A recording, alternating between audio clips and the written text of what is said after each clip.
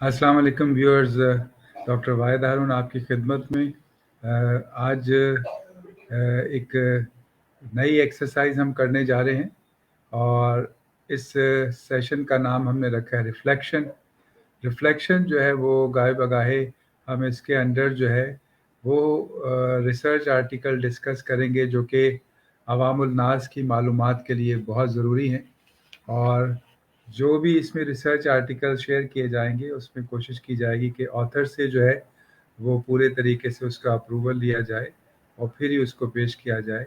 और यही सिलसिले में हमने जो है इस प्रोग्राम में भी किया है कि स्पेशली हमने जो है जो हमारे दोनों ऑथर हैं उनसे पहले अप्रूवल लिया है और उसके बाद हम अपनी नेटिव लैंग्वेज में जो है इस पे बातचीत करेंगे। सो सबसे पहले जो है वो मैं जो ऑथर्स हैं उनको मुखातिब करते हुए उनका शुक्रिया अदा करना चाहूँगा।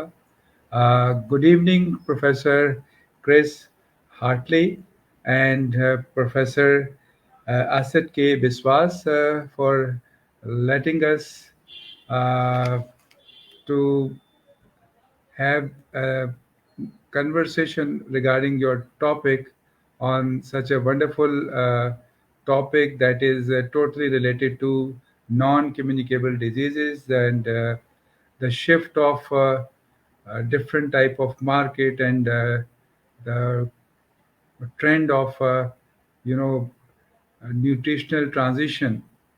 So myself and my co-host, we both are very thankful and humbled that you are basically not only approved our this idea, uh, but you also convey your kind regards to viewers and to my co-host and myself uh, to have a wonderful program for that. So we are glad to have your approval. Thank you very much.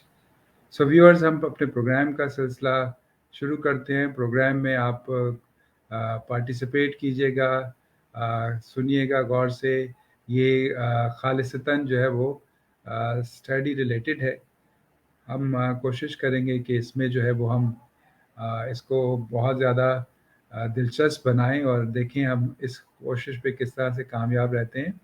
आज मेरे साथ जो है वो co-host मौजूद हैं। आज जो को-होस्ट हैं वो मेरे हरदिल अज़ीज़ मीर बाज़ ख़ान हैं, जो कि अक्सर मेहमान होते हैं।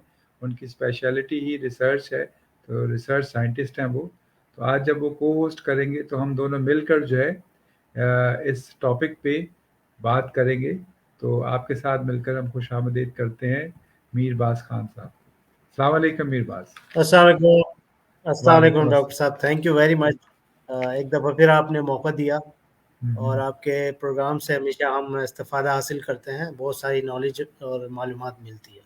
सो thanks a lot for inviting me again. My pleasure. And Mirbaz, खुश आमदीद, आप प्रोग्राम में शामिल हुए। आज हम जो है वो रिफ्लेक्शन अपने ये जो हमने एक आर्टिकल पढ़ा है जो हमारा जो लोकल न्यूज़पेपर है उसमें जो छपा था, the rise of diabetes in Asia, तो इसके बारे में हम बातचीत करेंगे। आपके पास भी नोट्स हैं, मेरे पास भी नोट्स हैं और व्यूअर्स जो है वो हमारी गुफ्तगू से यकीनन महजूज़ होंगे और अपने कमेंट्स के साथ हमें ज़रूर बताएंगे कि उनको ये हमारी काविश कैसी लगी। व्यूअर्स, ये जो आर्टिकल है the rise of diabetes in Asia, ये बेसिकली जो यूएस में पब्लिश हुआ था, तो इसका टाइटल था कन्वर्सेशन। और कन्वर्सेशन जो है वो दो प्रोफेसर्स हैं जिन्होंने इस पे ये आर्टिकल लिखा था। एक तो आसित के विश्वास हैं जो कि नेशनल यूनिवर्सिटी सिंगापुर से हैं और दूसरे क्रिस हार्टले हैं जो कि कॉर्नेल यूनिवर्सिटी यूएस से हैं। और इन्होंने जो हमारी तवज्जो जो है वो इस तरफ जो है वो उसको करवाया कि एक इवेंचुअली जो है वो स्लो एंड स्टेडी जो है वो चीज़ें जो है वो चेंज हो रही हैं और जो वेस्टर्न वर्ल्ड है वो ख़ास तौर पर जो शुगरी आइटम्स हैं, कोला ड्रिंक्स हैं और फिज़ी ड्रिंक्स हैं, और ख़ास तौर पर वो चीज़ें जिनमें हाई कैलोरीज होती हैं, शुगर बेस्ड होती हैं, तो जो वेस्टर्न वर्ल्ड है वो आहिस्ता आहिस्ता उसको छोड़ता चला जा रहा है, और ये मार्केट जो है वो खालिस्तान शिफ्ट होती जा रही है टुवर्ड्स अफ्रीका, एशिया और लैटिन अमेरिका में। और इसके साथ जो है वो दोनों ऑथर्स ने ये भी मेंशन किया है कि 2050 तक जो है वो सिंगापुर में तकरीबन कोई 10 लाख के करीब जो है वो लोग इसमें मुब्तला हो सकते हैं, नॉन कम्युनिकेबल डिजीज़ेज़, जो कि मीठा ज़्यादा खाने की वजह से होता है। मैं साथ आपका भी इनपुट लूँगा मीरबाज़। आप ये जो फर्स्ट इनका जो पार्ट है, इसके बारे में क्या कहेंगे?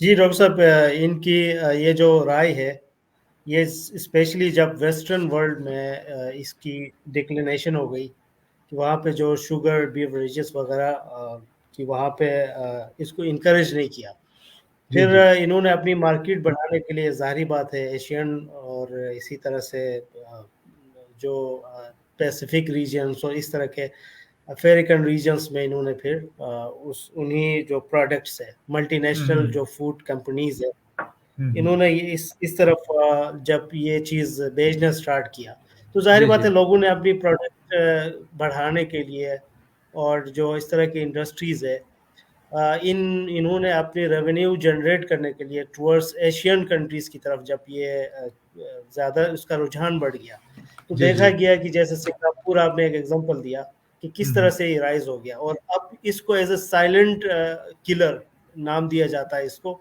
और ये बिल्कुल। एक हमारे लिए बड़ी चैलेंज बन गई, स्पेशली एशियन कंट्रीज़ में। चाइना का हुँ, आप हुँ। आगे जाके ज़िक्र देखेंगे, बिल्कुल, इंडिया का देखेंगे, बिल्कुल। वो कितनी किस हद तक ओबेसिटी और ये डायबिटीज़ का इश्यू आ गया। हुँ, हुँ। तो ये बिल्कुल इसमें इन्होंने जी हाँ, इसमें मैं ये भी देख रहा था कि एक तरफ जो है यही डिफरेंट किस्म के जो बिज़नेस एम्पायर्स हैं, डिफरेंट जो इन चीज़ों को प्रमोट करते हैं, तो एक तरफ जो है वो इनकी जो कंज़म्पशन है उसको प्रमोट करने के लिए वो बहुत ज़्यादा अपना मीडिया मार्केटिंग भी करते हैं, और दूसरी तरफ जो है वो इनकरेज करते हैं कि लोगों को लाइफ़स्टाइल मॉडिफ़िकेशन और हेल्थ एजुकेशन का भी प्रमोट किया जाए। इसमें हमारे ऑथर्स भी इसको एम्फसाइज़ करते हैं कि हम इस मार्केट का जो बहाव है, इसको तो नहीं रोक सकते, लेकिन हम जो है अपनी जो पब्लिक है, कम्युनिटी है, उसको हेल्थ अवेयरनेस के ज़रिए से जो है उनको लाइफ़स्टाइल मॉडिफ़िकेशन के लिए जो है वो एजुकेट कर सकते हैं। और लाइफ़स्टाइल मॉडिफ़िकेशन के साथ-साथ जो है वो फूड की जो एक्सेस है उसमें भी हेल्दी फूड की तरफ जो है वो उनका एक्सेस हम बढ़ाने में कामयाब हो सकते हैं। यहाँ पर अगर आप देखें मीरबाज़, तो दोनों ऑथर्स ने जो है वो कैप्शन दी है, not a rich only disease. आप इसको कैसे यस, लेते हैं? ये बड़ा सर इंटरेस्टिंगली टॉपिक है डॉक्टर साहब। ये हुँ, पहले हम ये सोचते थे कि ये सिर्फ जो अमीर लोग हैं, क्योंकि हुँ, वो हुँ, उनको एक्सेस है हर चीज़ का, और उनकी लाइफस्टाइल भी सेडेंटरी लाइफस्टाइल है। हुँ, दैट्स हुँ, वाई हम सोचते थे कि उनके हाँ ही ये डिजीज़, स्पेशली ये जो ओबेसिटी है, डायबिटीज़ का इशू है। लेकिन जब यहाँ इस आर्टिकल को हमने पढ़ा तो बड़ा इंटरेस्टिंग है, स्पेशली जो माइग्रेशंस होती है अर्बन से रूरल की तरफ। जी, तो जी, वो ये कहते हैं कि ये जो माइग्रेशंस है, ये एक बहुत बड़ा फैक्टर है। उसमें होता बिल्कुल। यूँ है कि लोग जब माइग्रेट कर जाते हैं टुवर्ड्स सिटीज़, हुँ, तो हुँ, इनको अफोर्डेबल हाई कैलोरी फूड वहाँ पे मिल जाता है, ईज़ी एक्सेस बिल्कुल। है।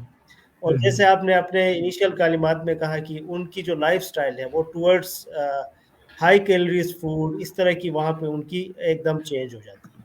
तो जिसकी बिल्कुल। वजह से जो है ये जो टॉपिक इन्होंने रखा है कि नॉट ओनली रिच के पास या भी ये डिजीज़ है, हुँ, बल्कि ये हुँ, जो रूरल कम्युनिटीज़ है, उनमें भी हुँ, ये हुँ, चीज़ें अब आना शुरू हो गई। बिल्कुल। और आप देखेंगे जो उन्होंने एक स्पेशली स्टडी को रेफ़र किया कि एक रिसेंट पब्लिश्ड स्टडी में हुँ, कोई हुँ, 98,000 चाइनीज़ अडल्ट में जो है वो ये देखा गया, और वो बिल्कुल। ज्योग्राफिकली उन्होंने असेस किया कि किस तरह से ज्योग्राफिकल साइट्स पे ये चीज़ ज़्यादा हो रही है। हुँ, तो हुँ। एक चीज़ तो ये है डॉक्टर साहब, इसके ऊपर फिर आप फर्दर अपने फिर ख़्यालात का इज़हार करें इस टॉपिक पे। जी, जी। इसी के साथ देखें तो एक और चीज़ है जो कि बहुत ही इंटरेस्टिंग है कि ये जो अ, हमारे यहाँ ये माइग्रेशन बहुत होती है, जो कि ख़ास तौर पर रोज़गार की तलाश में होती है। अगर हम देखें तो सबसे पहले जो है रूरल से अर्बन की तरफ आते हैं, और फिर जब हम अर्बन में सक्सेसफुल होते हैं तो फिर यहाँ से मिडल ईस्ट की तरफ जाते हैं, फिर मिडल ईस्ट से और सक्सेसफुल होते हैं और आगे बढ़ने की कोशिश करते हैं, तो फिर हम यूएस, कनाडा, यूके, फिर यूरोप का जो है वो सामान करते हैं कि उस तरफ बढ़ते हैं। तो जैसे-जैसे हम आगे बढ़ते हैं तो हमारा जो लाइफ़स्टाइल है, उन सोसाइटीज़ के लिहाज से चेंज होता चला जाता है, और इस तरह से फिर इवेंचुअली जो है हम मोर अर्बनाइज़ हो जाते हैं। उसमें जो है सेडेंटरी लाइफ़स्टाइल जो है वो बढ़ जाता है हमारा।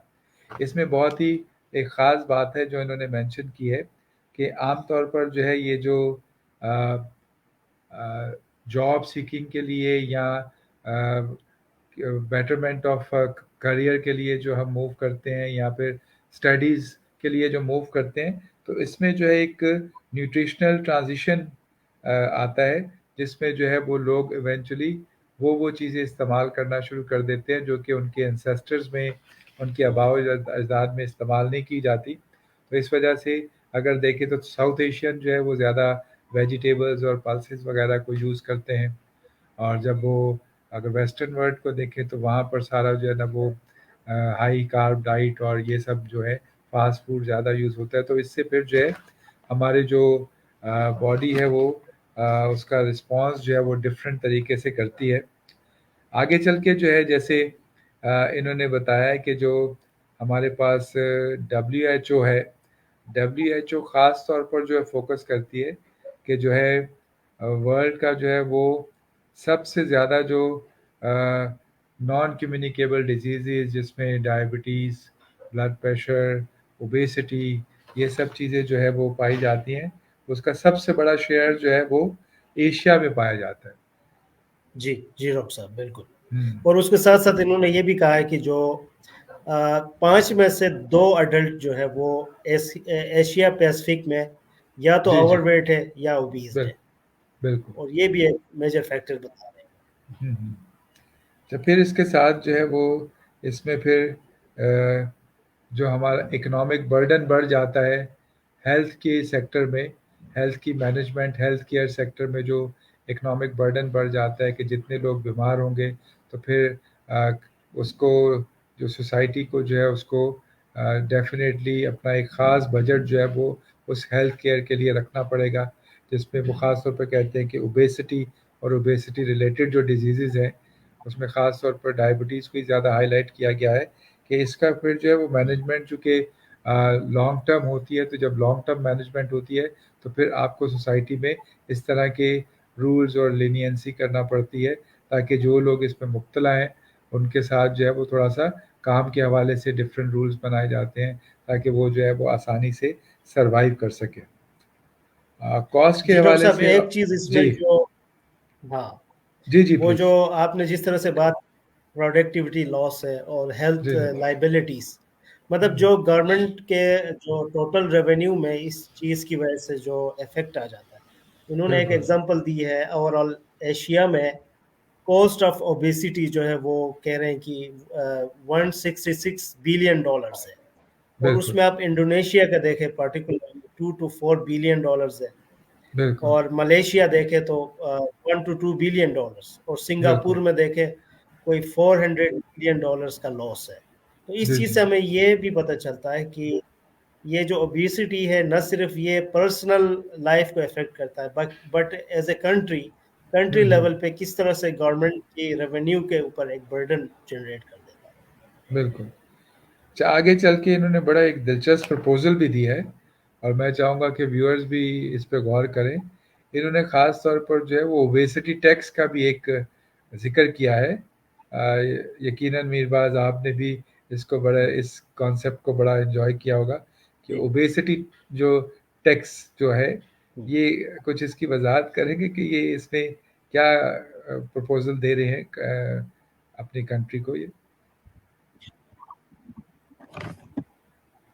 उसमें डॉक्टर साहब टैक्सिंग ओबेसिटी में पहले तो वो बता हुँ, रहे हैं कि यूएस और यूरोप में हुँ, हुँ, इन्होंने जो है अपने सॉफ्ट ड्रिंक्स में किस तरह के टैक्सेस इन्होंने हुँ। लगाए, बिल्कुल। और स्पेशली इन्होंने जिक्र किया है कि कैलिफोर्निया में हम्म, जो एजुकेटेड रेजिडेंट्स है वहाँ पे फर्स्ट टाइम जो है वो टैक्स 2014 नवंबर में इम्पोज किया। जी जी और फिर वो कहते हैं कि इसकी वजह से जो उनकी जो शुगर प्रोडक्ट्स की डिक्लाइन 10% हो, जी जी और बिल्कुल। उसके साथ उनका रेवेन्यू जो जनरेट हुआ वो हम्म, 1.4 मिलियन डॉलर्स का हुआ। तो उससे बिल्कुल। डॉक्टर साहब हमें पता चलता है कि जहाँ पे आप टैक्स लगाए और इसकी प्रॉपर इम्प्लीमेंटेशन करवाए तो न सिर्फ हम्म, आपकी हेल्थ में बेहतरी आएगी अडल्ट्स हम्म, की, बट आपकी on the other hand revenue generate होने में हेल्पफुल होगा। तो उस चीज़ बिल्कुल। से हमें ये एक हमें ये पॉइंट मिलता है कि जो हम्म, आप टैक्सेस लगाएंगे शुगर्स पे, हम्म, दो की नीचे वो बता भी रहे हैं कि फिर हाई टैक्सेस लगाने की वजह से जो हम्म, कॉमन लोग हैं उन पे किस तरह का प्रेशर आता है वो हम अगले उसमें डिस्कस करेंगे। लेकिन यहाँ इससे हमें ये पता चलता है कि आप एक मखसूस तबके पर टैक्स ज़रूर लगवाएं, लेकिन उसकी प्रॉपर इम्प्लीमेंटेशन करें तो आपकी रेवेन्यू भी राइज होगी कंट्री की। बिल्कुल। तो इसमें एक और बात है, जो बहुत ही उन्होंने ये ख़ास तौर पर जो है वो चाइल्ड न्यूट्रिशन और कम्युनिटी हेल्थ प्रोग्राम्स के बारे में की, कि अगर हम जो है वो देखें तो बच्चों को अगर आप शुरू दिन से ही अगर जो है हाई कार्ब डाइट पे रखेंगे तो उनमें बहुत से उनके माइलस्टोन अचीव करने में प्रॉब्लम होता है, उनमें एग्रेशन थोड़ा सा बढ़ जाता है।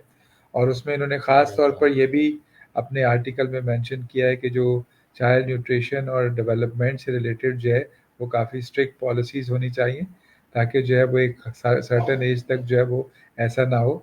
जो टैक्सिंग ओबेसिटी का है, इसमें ख़ास तौर पर इन्होंने जो प्रपोज़ल दिया है कि इन्होंने एग्ज़ाम्पल भी पुट किया है कि वेस्टर्न वर्ल्ड में और अमेरिका में किस तरह से किन-किन चीज़ों पे टैक्स लगाया गया और उससे क्या फ़ायदे हुए और क्या फ़ायदे हासिल हो रहे हैं। आगे चलकर जो है अगर हम देखें तो ये ख़ास तौर पर बताते हैं कि हमारा जो जितना भी सोडा कंजम्पशन है, दूसरी चीज़ें हैं जो कि वेस्ट में जो है वो बहुत ज़्यादा होती हैं, अब वो आहिस्ता-आहिस्ता जो है जो हमारा लेस प्रिविलेज एरिया है उसमें भी अवेलेबल है। और चूँकि वो इतना ज़्यादा एशियन अट्रैक्टिव और में। इतना ज़्यादा उसको मार्केट किया जाता है, इंडोर्स मार्केट की जाती है कि वो हर जगह अवेलेबल होता है। और अगर आप देखें तो मेरी बात इस बात से आप इत्तेफ़ाक करेंगे कि जब ईज़िली अवेलेबल जो चीज़ होती है, ईज़ी बहुत ईज़ी आपको अवेलेबल होती है, कि जैसे कोई भी चीज़ जो है वो स्कूल्स के बाहर, कोई भी चीज़ कॉलेज के बाहर मौजूद है, कैंटीन्स पे मौजूद है। और देखा ये गया है कि बच्चे पानी पीने के बजाय जो है वो फ़िज़ी ड्रिंक्स इस्तेमाल करना पसंद करते हैं और उसमें कैलोरी काउंट सॉफ्ट की ड्रिंक्स। बिल्कुल केयर नहीं जी जी। करते, सॉफ्ट ड्रिंक्स। तो ये जो सॉफ्ट ड्रिंक्स का इस्तेमाल है, फिर चॉकलेट है, फिर जो दूसरी चीज़ें हैं, इसके साथ देखें तो बच्चों का इंडोर एक्टिविटीज़ बढ़ चुकी हैं। अगर बच्चों से पूछा जाए कि आपकी if are you into any sport, तो वो कहते हैं जी सर मैं पबजी खेलता हूँ। तो अब जो है ये तो एक इंडोर गेम है, जैसे उसका कोई फ़ायदा नहीं है। तो इन चीज़ों के साथ जो है वो शुगर फाइट भी इन्होंने एक कंपोनेंट अपना मेंशन किया है। तो मेरी बात शुगर फाइट के बारे में आप क्या अपनी राय देंगे? शुगर फाइट का इन्होंने डॉक्टर साहब जो मेंशन किया है मलेशिया का, जो कि हम्म, अभी एक वो as a national obesity crisis का नाम दिया है जो मलेशिया में है। जी तो वो जी अभी जो मेक्सिको का टैक्स मॉडल है वो स्टडी कर रहे हैं कि उन्होंने कैसे हम्म, शुगर बीवरेजेस पे, शुगर प्रोडक्ट्स पे जो है वो टैक्स लगाया और बिल्कुल। उसकी वजह से फिर उनको क्या फ़ायदा हुआ। इसी तरह वो स्टडी कर रहे हैं फिलीपींस का, और वहाँ पे देख रहे हैं कि वो जो टैक्स अगर एक्सरसाइज करें उन हम्म, जो स्वीटन प्रोडक्ट्स में। हम्म, और इसी तरह उन्होंने थाईलैंड का भी इन्होंने कहा है कि सितंबर 2017 में इन्होंने जब अपना टैक्स इम्पोज करना स्टार्ट किया तो हम्म, दो कि थोड़ा सा प्रेशर आता है, और उस वजह हम्म, से जो कॉमन लोगों पे थोड़ा प्रेशर आता है क्योंकि ज़्यादा यूटिलाइजेशन लोअर लेवल पे होती है। तो वो कह बिल्कुल। रहे हैं कि फिर इसकी जो कैसे इसको इन्होंने क्या कहते हैं इम्पोज करवाया। हम्म, और एशियन कंट्रीज में अगर देखा जाए तो वो कह रहे हैं कि विलिंगनेस तो है टू कन्फ्रंट ओबेसिटी, और जैसे इंडिया में इन्होंने एक एवल्युएशन भी करवाया ओबेसिटी की, स्पेशली आर्मी पर्सनल्स में। जी तो जी। वो देख रहे हैं कि 1/3 ऑफ दी जो फौजी है, 3 में से 1 जो है वो ओवरवेट है। तो ये स्पेशली एशियन कंट्रीज में, जिस तरह से आपने कहा कि जब हम इस तरह के सर्वेस करवाते हैं तो हमें पता चलता है कि यहाँ पे तो हर दूसरा बंदा, जैसे इंडियन आर्मी की बात की तो वो बीस्ट है। तो उसके लिए वो फिर कह रहे हैं कि इसको एक तो पब्लिक अवेयरनेस को कैसे बढ़ाना है, बिल्कुल। एजुकेट लोगों को कैसे करना है इन प्रोडक्ट्स के ऊपर, तो इस पे ये स्ट्रेस है। और बिल्कुल उसने एक स्पेशली एक जबरदस्त एग्जांपल इंडिया का दिया है बिल्कुल। कि जो इंडिया का जो वेस्टर्न महाराष्ट्र में इन्होंने बैन लगाया था जंक फूड्स पे, बिल्कुल। तो स्कूल कैंटीन्स में, ताकि वो चाइल्डहुड ओबेसिटी को वो कंट्रोल कर सके। बिल्कुल। और इसी तरह से हांगकांग का एक एग्जांपल इन्होंने दिया है कि वो भी अपना labelling a scheme for pre package foods in schools, जैसे आपने बताया कि बिल्कुल स्कूल्स लेवल से स्टार्ट कर रहे हैं। कुछ इंडस्ट्रीज को ऐसे शुगर प्रोड्यूसिंग इंडस्ट्रीज पे हाई टैक्स इम्पोज कर रहे हैं, ताकि बिल्कुल। उससे जो है वो एडल्ट्स में, स्कूल गोइंग चिल्ड्रन में ये रुझान कम हो सके। डॉक्टर साहब, अच्छा, एक और चीज़ है जो यकीनन आपकी नज़र से भी गुजरी होगी कि जो आगे पॉलिसी इम्प्लीकेशन है, ये बड़ा मुश्किल काम होता है। आपने जैसे बताया कि टैक्स जो है वो जो लोअर लेवल है उस पे बहुत प्रेशर होता है इसका। इसमें उन्होंने एग्ज़ाम्पल दिया डेनमार्क की। डेनमार्क में उन्होंने बताया कि फैट टैक्स जो है वो लगाया गया। डेनमार्क की जो सारी प्रोडक्ट हैं जिनमें फैट रिलेटेड, तो उस पे फैट टैक्स लगाया गया। जब फैट टैक्स लगाया तो उसके बारे में उन्होंने बताया कि ये बहुत बड़ा चैलेंज था कि इसको कैसे इम्प्लीमेंट किया जाए। तो उन्होंने एक इसकी एग्ज़ाम्पल दी। फिर इसके साथ जैसे अभी आपने मेंशन किया कि इंडिया में भी उन्होंने स्कूल के बच्चों के लिए इस तरह से किया कि आप जो है ऐसे कर सकें। मैं ये समझता हूँ कि कुछ चीज़ें जो है वो बहुत ज़रूरी हैं कि वक्त के साथ हम जो है उनको कंसिडर करें। इस तरह के आर्टिकल्स जो हैं वो अगर हमारे सामने गुज़रते हैं तो उससे हमें ये भी पता चलता है कि जो एक बहुत ही आहिस्ता-आहिस्ता हमारे अंदर जो एक चेंजेज़ आ रही हैं, वो इस तरह के आर्टिकल्स, इस तरह के जो सर्वे रिपोर्ट्स हैं, वो उसको हाइलाइट करती हैं ताकि हम इसको सोच सकें। आगे चल के जो है वो अगर देखें तो इसमें जो है वो ख़ास तौर पे उन्होंने मेंशन किया है कि कौन-कौन सी जो है वो टैक्स गुड्स होनी चाहिए और कौन सी नॉन टैक्स होनी चाहिए। उन्होंने कहा कि जिसमें शुगरी आइटम्स हैं, फैट है, जो हाई कैलोरीज़ बिल्कुल देती हैं, उनको मैक्सिमम टैक्स रखना चाहिए।